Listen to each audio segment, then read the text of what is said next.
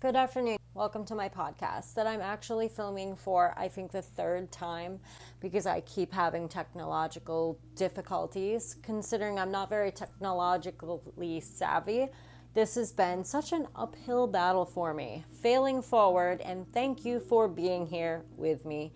Thank you for supporting me through it and giving me the ability to upload subpar content and understand that it can only go up from here, guys. So if you've watched any of my past videos and you commented the audio sucked on the last one, you are in fact extremely correct, and I even knew that in the upload. I tried using this app to clean up the hissing sound in the background, which is my air conditioning I forgot to turn off.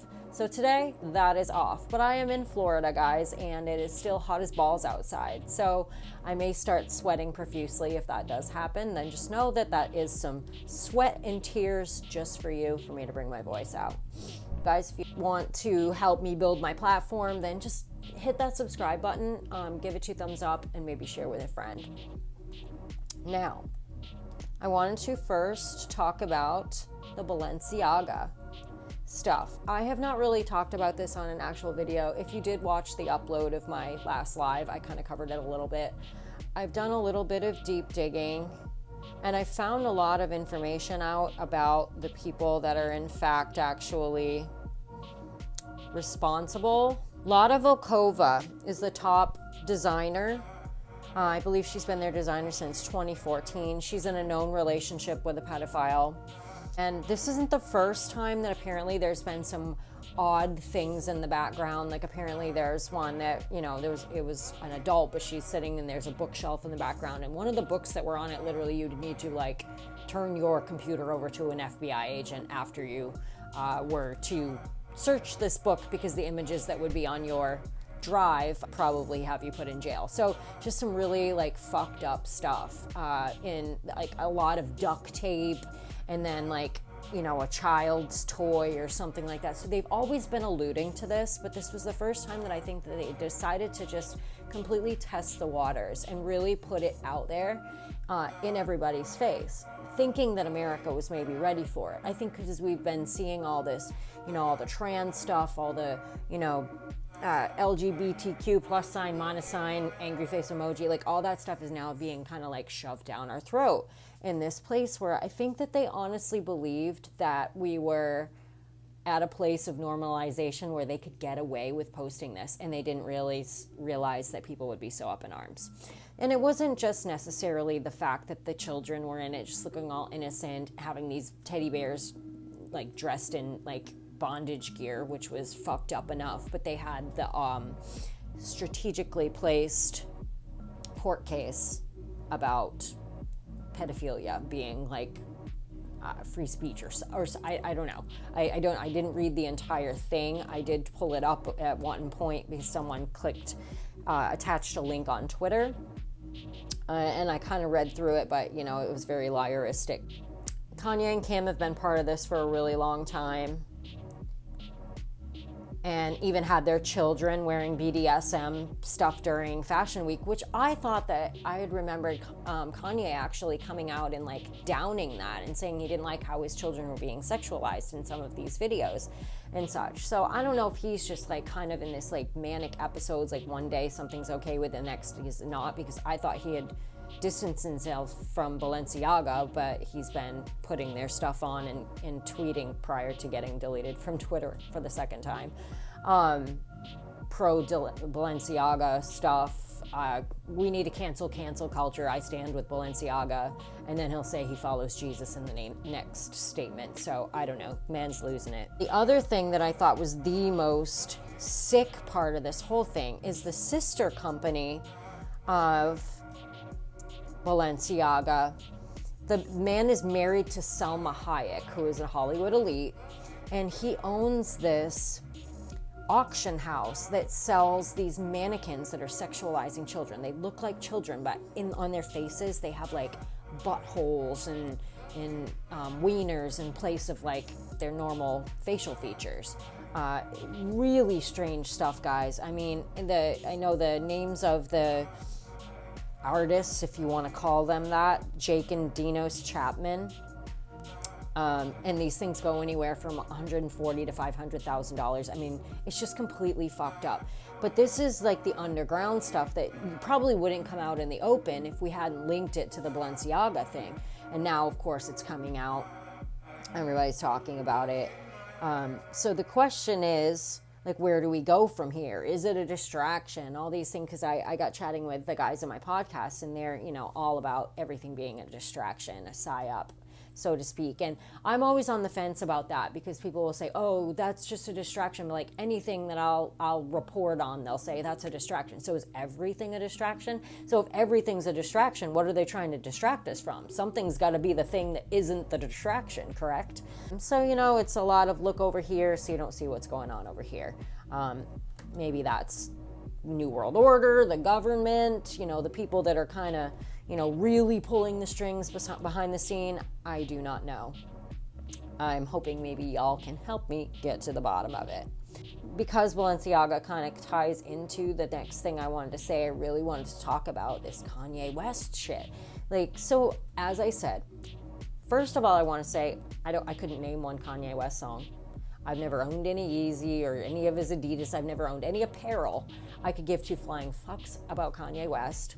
So I'm not here to be a Kanye West, stand up for him, apologist or anything like that. But when he first started coming out, I thought, okay, Kanye's trying to, get some stuff out there. He's trying to expose what's going on in the music industry, so maybe they can stop taking advantage of these younger artists. And I thought that was a positive thing. And then when he used the words that he used in that one tweet going DEFCON, I even tried to see through that. I was like, okay, I can't co-sign what he said because that's fucked up. But I think he's saying, I'm just gonna bring all this to the surface, And then he just kept doing and saying stupid shit and getting like weirder and weirder. So he had his Tim Pool, where he went in and I guess he walked out.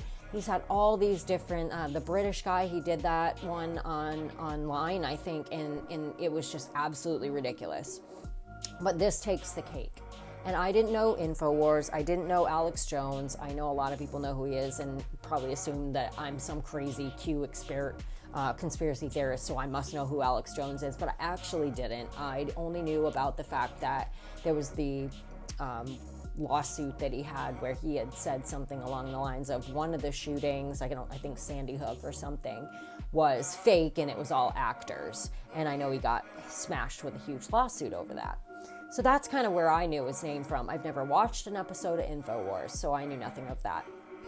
So I watched just this, 20-minute clip of Kanye, and I watched it a couple of times because psychologically it's riveting, because this man we got one of two things going on right now. Either we're witnessing him have a psychological break on, in the world, national TV, reality style here, and he's losing his mind, or he's just completely trolling. It's kind of like this idea of, because this man, first of all, he shows up and he's wearing this Balenciaga face hood thing, which is weird as fuck. And then he brings out, because I guess this Benjamin Netanyahu, who's going to be the future leader of Israel, or is the leader of Israel, he clearly has a problem with him. He brings out a yoo-hoo and a net and starts making it have a voice. I'm gonna kill you and take the children away from you. And he's just talking, it's just so weird. And from what I understand, if Alex Jones and Nick Fuentes, which I also didn't know anything about until the Trump dinner thing, if they're the moderates in the room, something's fucked up, because they're trying to reel him in from his Nazi comments. I love Jewish people, but I also love Nazis. Like how he loves Nazis and he loves Hitler. There's a lot of things that I love about Hitler. I think Hitler has given so much to society, and just every human being has something of value that they brought to the table, especially Hitler. The insane things this man was saying. It could only be either he's having a psychological break. This is a new look for you. Oh no, I've been wearing a mask for a while. Or you guys are over here already saying this about me anyway, so I'm just gonna say it to be ridiculous, almost to be ironic in a sense, and maybe doesn't even believe what he's saying. I don't know. Both things, whichever or neither, could have possibly be true are completely absurd, to be perfectly honest. It was just the most ludicrous behavior I have seen from an adult in I don't know how long, like probably since like some of Jim Carrey's outbursts or Tom Cruise jumping on the couch on Oprah has somebody like shocked people the way he has shocked people with his actions as of late. So that kind of leads me from that into him getting his second ban on Twitter, because apparently he posted a Jewish symbol with a swastika in it, which is like a very anti-Semitic thing, and was booted off of Twitter for the second time because he got taken down the first time. And then because Elon Musk is reinstating all of these accounts, they reinstated his account, kind of gave him a second chance, and motherfucker blew it again. Like who tweets something like that? And then one of my bigger fears, because everyone knows I'm an extreme like Daily Wire advocate. I absolutely love Daily Wire. I love Candace Owens. I love Ben Shapiro. And I'm like, is this fucker trying to like put a rift between the two? Because he brings out this like sheet of jokes that he tells about Ben Shapiro, because he clearly has so much beef with Ben Shapiro that he made that Alex Jones episode partly personally about Ben Shapiro, which is just weird. But I think in that he actually said he was really mad that Ben Shapiro treated Candace Owens like crap for standing up for him.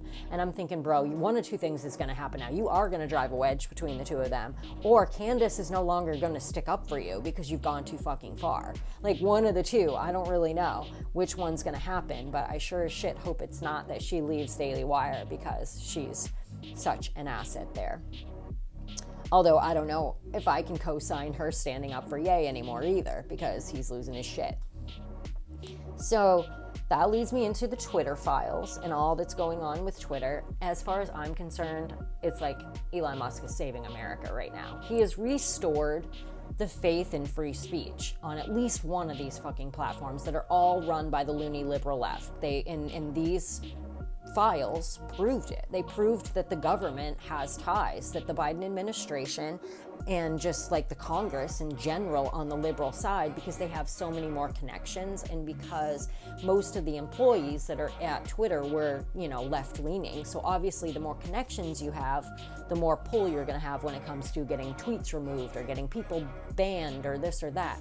They say that it's open to everyone, to both sides, but there's not as many conservatives pulling the strings behind the scenes at Twitter. So therefore, they weren't really using any pull in that sense. Not that they may not have asked, but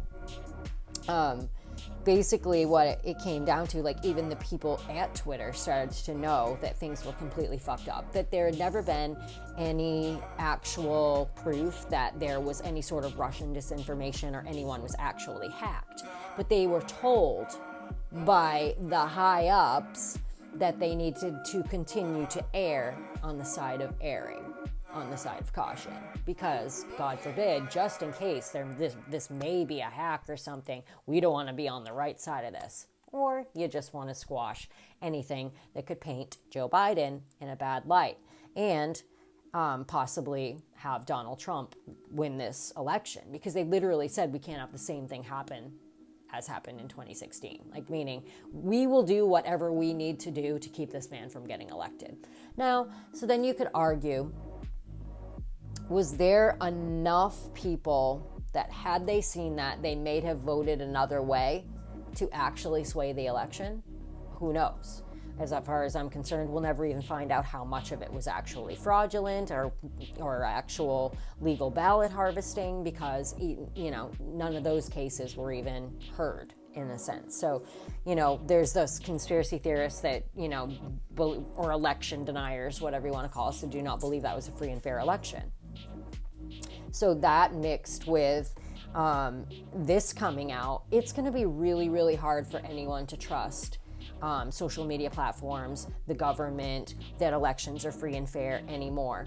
Because but at the same time, this is Elon Musk exposing this and giving us the opportunity to say, holy shit, this wasn't a conspiracy theory. It was actually a spoiler alert, because lo and behold, this is actually true. So apparently there's going to be a complete trickle. It's going to come over a 3-day period of some sort. So I think there'll be more to tell. I guarantee that the left is shitting bricks at this point. From what I understand, they're not even covering it on any MSM sites except for maybe Fox News is covering it. But, and they're covering it a lot. But they're also covering what's going on with TikTok, which they're not covering that on any other social media platform either. Just how much of the data that TikTok is actually collecting from us. From what I understand, if you're on Signal or WhatsApp, they can get all of that. And it's all like stuff that's happening in the background of your phone. But I'd always been like of the train of thought that like there's so much fine print to every single app that we download that almost all of it's collecting data on us. Like, let's just be honest. Now, that being said, people out there that are saying that Elon Musk is he's a bad dude, or he's got ties to the occult, or he's got ties to this or ties to that. I mean, from what I understand, and I've watched a lot of videos on this guy, I would be shocked if he believes in any sort of God.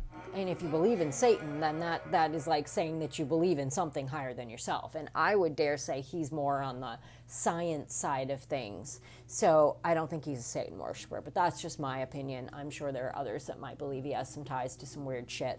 I do think that I know he's on the spectrum and he has like Asperger's or something, very high functioning. But watching him do an interview is so interesting because it's almost like his eyes start darting back and forth really fast. Like he's literally computing in his head like a robot. Like, I'm like, does this man already have Neuralink in his own brain? Like, did he use himself as a guinea pig for this thing and he just hasn't told anyone? Because it literally looks like he's computing before he says anything, before he gives an answer. And talk about being a master troll. This guy is literally the master of all trolls.